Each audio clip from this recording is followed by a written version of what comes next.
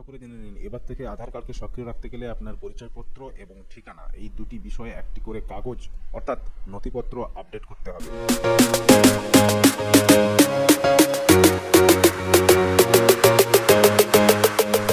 আধার ফ্রিতে আপডেট করার সময় সীমা ছিল গত 14ই মার্চ 2024 তারিখ পর্যন্ত। তো ওইটিকে আবার 3 মাসের জন্য এক্সটেন্ড করা হয়েছে, যেটা 14ই জুন পর্যন্ত আপনাদের কাছে সুযোগটি থাকবে। তো এখনো পর্যন্ত যারা আধার কার্ডের আপডেটটা করেননি সেই তাদের জন্য একটি ভালো খবর রয়েছে। তো এইটি নেটে আপনারা দেখতে পাচ্ছেন যে এখানে আধার কার্ড সক্রিয় রাখতে গেলে এই দুইটি কাগজ আপডেট করুন আর এতদিন পাবেন সুযোগ। কারণ বন্ধুগণ, এখন যে আধার কার্ড নিয়ে চারিদিকে এত স্ক্যাম চলছে, এত নিউজ চলছে, কারণ আধার কার্ড একজনের আধার কার্ড ল্যাপস হয়ে যাচ্ছে, মানে ইনঅ্যাক্টিভ হয়ে যাচ্ছে। সো যাতে আপনার আধার কার্ডটি অ্যাক্টিভ থাকে তার জন্য আপনাদেরকে আধার কার্ড নিয়ে খুবই মনোযোগ সহকারে আপনাদের কাজ করতে হবে, এবং আধার কার্ডটি যাতে অ্যাক্টিভ থাকে তার জন্য আপনাদেরকে স্বয়ংক্রিয়ভাবে চিন্তাভাবনা করতে হবে। যার জন্য এখানে দেখুন, এইটা 24 মার্চের আপডেট খবর 2024-এর, যেটা সরকারের নিয়ম। সেইটা হচ্ছে কি লেখা আছে, আধার কার্ড সক্রিয় রাখতে এই দুটি কাগজ আপডেট করুন। এই দুটি কাগজ আপডেট করতে বলেছে এবং এতদিন ধরে তারা সুযোগ পাবে। তো এখানে আসলে বিষয়বস্তুটা কি আছে সেটি নিয়ে আজকে আলোচনা, যে কোন দুটি কাগজ আপডেট করার কথা এখানে বলছে খবরে। তো সেইটি নিয়ে বিশেষ করে আজকে আলোচনা। তো আসুন, এটি লেখা আছে এখানে যে আধার কার্ড নিয়ে সরকারের নির্দেশ ও তা নিয়ে কোনো বিভ্রান্তির শেষ নেই। তো এরই মধ্যে আবার এক গুরুত্বপূর্ণ নির্দেশ হলো যে আধারের কর্তৃপক্ষ থেকে যেটা পাওয়া গিয়েছে সেটা হচ্ছে আধার কার্ড সক্রিয় রাখতে ভারতীয় নাগরিকদের এবার এই দুটো নথি বা ডকুমেন্ট আপডেট করার নির্দেশ দিল আধার কর্তৃপক্ষ। তো এই মুহূর্তে ফ্রিতে আধার আপডেট করার সুযোগ আছে, যেটা সময় ছিল মানে ডেডলাইন ছিল গত 14ই মার্চ, মানে এই মাসেই আমাদের লাস্ট 14 তারিখ পর্যন্ত শেষ ডেট ছিল। সেটা বাড়িয়ে মোট এখন পর্যন্ত আরও 3 মাসের জন্য সেটিকে বাড়ানো হয়েছে, ফলে আগামী 14ই জুন পর্যন্ত আপনারা সুযোগ পাচ্ছেন, যেটা ফ্রিতে হবে। তো এটি আপনারা বাড়িতে বসেই অনলাইনে বিনামূল্যে আধার কার্ড আপডেট করার সুযোগটি করতে পারবেন বা নিতে পারবেন। এরপরে কিন্তু আধার কার্ডটি আপডেট করতে হলে আপনাকে রীতিমতো এর জন্য টাকা খরচ করতে হবে এবং এই কাজটি করতেই হবে। যেহেতু এখন আপনাদের কাছে সুযোগ রয়েছে ফ্রিতে, সেহেতু আপনারা এটি ব্যবহার করুন। এই নির্দেশটি আধার কর্তৃপক্ষ থেকে দেওয়া। তো এখানে দেখুন বন্ধুগণ, কেন আপনাদের আধারটিকে আপডেট করতে হবে। এই আধারের কর্তৃপক্ষ এই আধারের আপডেট নিয়ে জানিয়েছেন যে 10 বছর ধরে বেশি পুরনো আধার কার্ড যাদের কাছে আছে তাদেরকে এই নিয়মে বা এই সময় আপডেট করতেই হবে, এবং বিষয়টি বাধ্যতামূলক না হলেও তা করার পরামর্শ দেওয়া হচ্ছে, কারণ তাতে দরকারি সময়ে সমস্যা এড়ানো যাবে। এবং 2023 সালের জানুয়ারি মাসের তথ্য বলছে যে ভারতে এই মুহূর্তে প্রায় 336 কোটি আধার কার্ড আছে। মানে আমাদের যে জনগণনা ও অনুযায়ী যতজন আমাদের ভারতের নাগরিক আছে তার চেয়েও বেশি আধার কার্ড আছে। এই কারণেই হয়তো আধার কর্তৃপক্ষ আপনাদেরকে আধার আপডেট করতে বলেছে, কারণ যে কোনো মুহূর্তে যেহেতু বেশি আছে আমাদের লোক সংখ্যার যে আধার কার্ড, সেখানে হয়তো কিছু আধার কার্ড বাদ দিতেই পারে। তো এখানে দেখুন তারপরে কি লেখা আছে, আধার কার্ডে এই দুটি নথি কেন আপডেট করতে হবে এইটিকে আসুন আমরা বিস্তারিতভাবে জানি। সেটা হচ্ছে, দেশের একটা বড় অংশের মানুষ বহুদিন আগে আধার কার্ড তৈরি করেছিলেন, কিন্তু এতদিনে সেই তাদের বাসস্থানের ঠিকানা, মুখের ছবি এবং বায়োমেট্রিক মানে যেটা হাতের ছাপ, এই সংক্রান্ত তথ্য ইত্যাদি বদলে গিয়ে থাকতে পারে।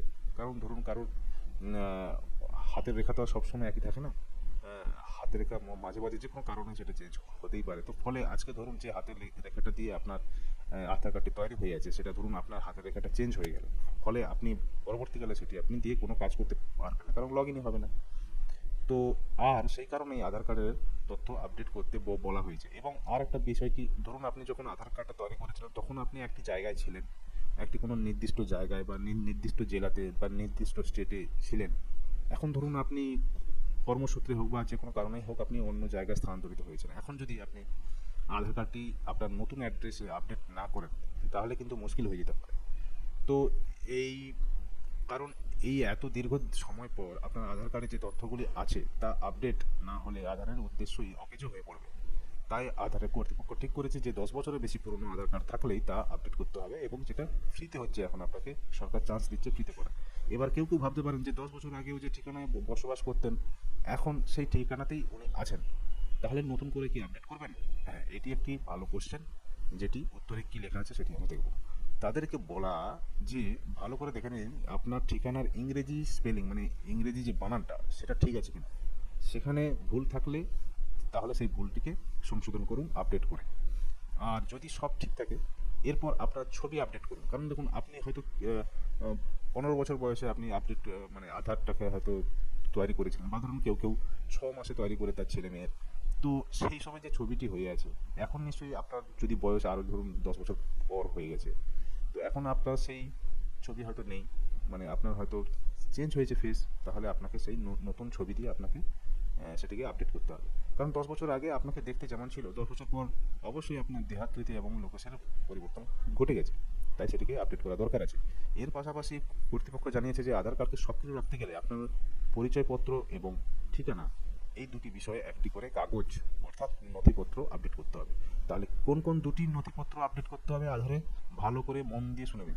যে কোনো আপনার আধার কার্ড, মানে আধার কার্ডকে সক্রিয় রাখতে গেলে আপনার পরিচয়পত্র সেটা রেশন কার্ড হতে পারে, সেটা ভোটার কার্ড হতে পারে, সেটা ড্রাইভিং লাইসেন্স হতে পারে, যে কোনো একটি ছবিযুক্ত আপনার পরিচয়পত্র এবং ঠিকানা, মানে যেখানে আপনার ঠিকানা, আপনি যেখানে থাকেন সেই ঠিকানা লেখা আছে এমন কোনো ডকুমেন্টস আপনার লাগবে এই আধার আপডেট করতে গেলে এবং সেটাকে সক্রিয় রাখতে গেলে। এরপরে আপনারা যদি শুনতে চান তাহলে আমি বলি যে কিভাবে এই দুটি নথি আধার কার্ডে আপডেট করবেন।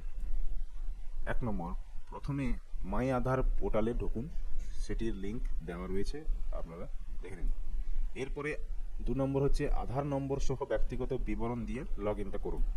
3 নম্বর হচ্ছে এরপরে আপনার নেম, আপনার জেন্ডার, আপনার ডেট অফ বার্থ এবং আপনার আধার মানে অ্যাড্রেস সেটি আপডেট করার জায়গাতে আপনি ক্লিক করুন। এবার আপডেট আধার অনলাইন অপশানে ক্লিক করুন। এরপরে আপনি ডেমোগ্রাফিক বিকল্পগুলির মধ্যে আপনি ঠিকানা ও পরিচয়পত্রের জন্য কী কী নথি আপডেট করতে চাচ্ছেন সেটি নির্বাচিত করুন এবং সেটাকে প্রসিড টু আধার আপডেট অপশানে ক্লিক করুন।